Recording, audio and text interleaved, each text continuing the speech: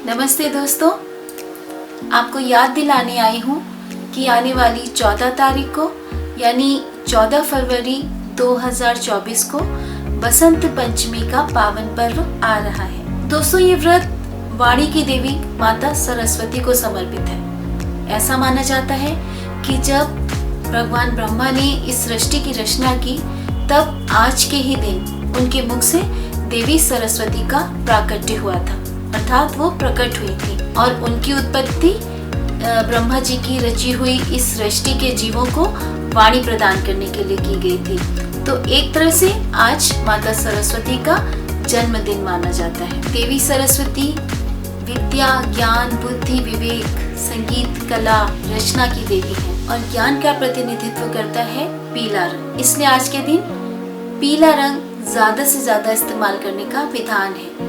लोग पीले रंग के कपड़े पहनते हैं, पीले रंग की चीज खाते हैं, फल, फूल, मिठाई सब पीले रंग का इस्तेमाल करते हैं और पीले रंग की ही चीजें बांटते हैं और उनका दान करते हैं। वैसे तो माता सरस्वती, देवी सरस्वती श्वेत वस्त्रों में रहती हैं, उनका हंस भी श्वेत है, उनके फूल माला सब कुछ श्वेत है, पर आज के दिन बसंत पंचमी के दिन उन्हें पीले रंग की चुनरी उड़ाई जाती है। इस दिन देवी सरस्वती की पूरे मन से लोग पूजा करते हैं, उनसे प्रार्थना करते हैं उन्हें विद्या, बुद्धि और कला और संगीत प्रदान करने की।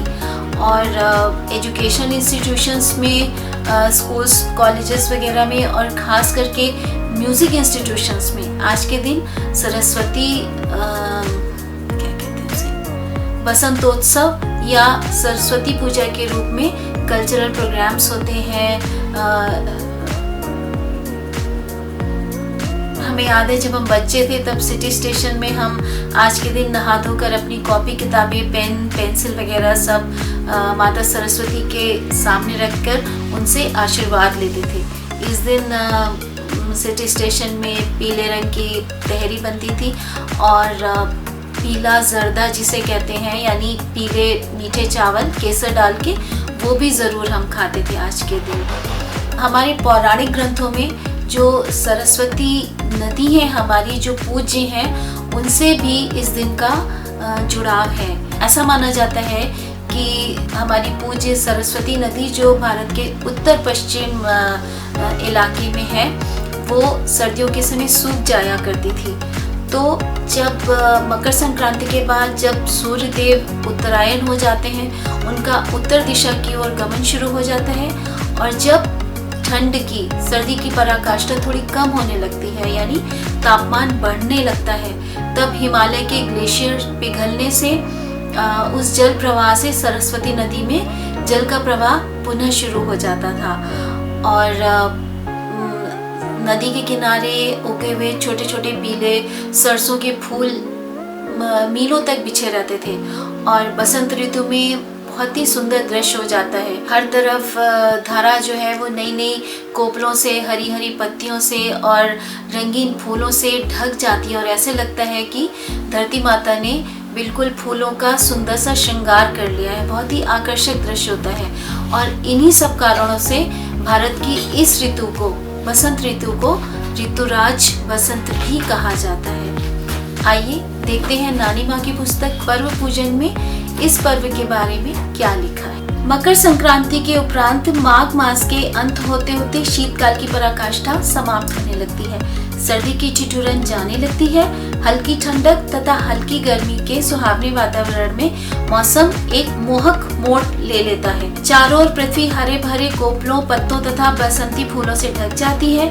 खेतों में सरसों के खिले पीले फूलों से पृथ्वी पर बिछी हुई पीली चादर सी लगती है। पृथ्वी की यह सुंदर तथा आकर्षक छटा बसंत के आगमन का आभास कराती है। बसंत प्रकृति की सुंदर ऋतु श्रृंखला में सुंदरतम कड़ी के रूप में देखा जाता है। इसी कारण इसको ऋतुराज के नाम से संबोधित किया जाता है। बसंत के आकर्षक सौंदर्य एवं वातावरण से हृदय स्वयं ही उल्लसित, उन्माद व आनंद से भरपूर हो जाता है। इसी कारण माघ माह के शुक्ल पक्ष की पंचमी को हिंदू बसंत पंचमी के रूप में प्रफुल्लित हृदय व बड़े उत्साह से मनाते हैं। बसंत पंचमी का पर्व देवी सरस्वती की पूजा तथा आराधना से जुड़ा है।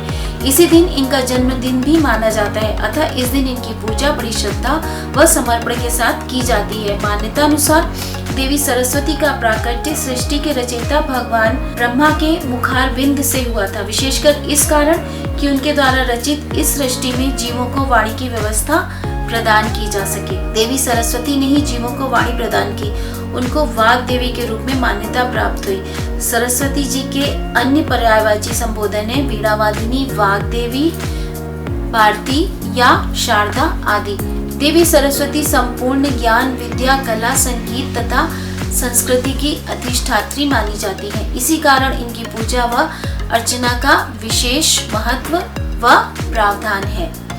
देवी सरस्वती का रूप सुंदर, आकर्षक व दिव्य है।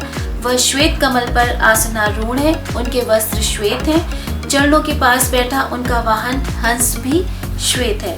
उनके आभूषण तथा सिर पर रखा मुकुट भी श्वेत मोतियों से सुसज्जित है। श्वेत उनकी शुभ्रता, शुद्धता तथा पवित्रता व आध्यात्मिक उन्नति का द्योतक है। इनके 4 हाथ हैं, जिनमें से 2 में वीणा, तीसरे में पुस्तक तथा चौथे में माला धारण किए हैं। साधारणतया गृहस्थ लोग घर के पूजन स्थल पर ही देवी सरस्वती का चित्र अथवा मूर्ति लगाकर पूजन करते हैं। बसंत पंचमी को स्नान आदि से निवृत्त एवं पवित्र होकर पूजन का कार्यक्रम रखते हैं। सर्वप्रथम श्री गणेश जी, सूर्य, विष्णु तथा शिव जी की पूजा करते हैं। उसके पश्चात सरस्वती जी का विधिवत पूजन होता है। कलश स्थापित कर देवी सरस्वती का आह्वान करते हैं। गंगा जल, रोली, सिंदूर, अक्षत, फूल, हार चढ़ाकर भोग लगाते हैं। अंत में हवन कर देवी जी की वंदना, आरती व स्तुति करते हैं। यह पूजा परिवार के सभी लोग सम्मिलित होकर करते हैं। हाथ जोड़कर, नतमस्तक होकर सभी माँ से उनकी कृपा प्राप्ति की प्रार्थना के साथ विद्या, कला, ज्ञान, बौद्धिक समृद्धि की कामना करते हैं। दुर्गा पूजा की भांति सरस्वती पूजन भी सार्वजनिक रूप से मनाया जाता है, जहां सामूहिक रूप से एक बड़े सुसज्जित स्थान पर एकत्र होकर सभी पूजन में भाग लेते हैं। प्राण प्रतिष्ठा का विधि विधान से पूजन अर्चना के पश्चात विशिष्ट रूप से हवन, आरती, स्तुतियों का भव्य आयोजन किया जाता है। सायंकाल मूर्ति विसर्जन का कार्यक्रम होता है। सभी सामूहिक रूप से देवी मूर्ति को गाने बजाने के साथ ले जाकर नदी में विसर्जित करते हैं। बसंत पंचमी के पूजन को अत्यंत शुभ एवं लाभदायक माना जाता है। इसी कारण विवाह, उपनयन संस्कार, मुंडन, नामकरण, विद्यारंभ, गुरु दीक्षा आदि बहुत से सामाजिक कार्यक्रम इसी शुभ अवसर पर किए जाते हैं। सौंदर्य के प्रति आकर्षण, उन्माद, उन्मत्तता, कामना की पूर्ति की प्रेरणा बसंत के लक्षण हैं, जिनके देवता माने जाते हैं कामदेव एवं देवी रति। अतः बसंत पंचमी में कामदेव एवं देवी रति की पूजा की भी प्रथा है। कहीं कहीं पर विवाहित महिलाएं सुहागिन धोबियों से सुहाग लेकर आशीष लेती है। बसंत से ही होली के त्योहार का कार्यक्रम भी आरंभ हो जाता है। लोग चौराहों पर होलिका दहन के लिए अरंड के पेड़ इसी दिन स्थापित करते हैं। इस प्रकार हर्षोल्लास के संग यह त्योहार समाप्त होता है। जैसे उनके दिन बहुरे, वैसे सबके दिन बहुरे।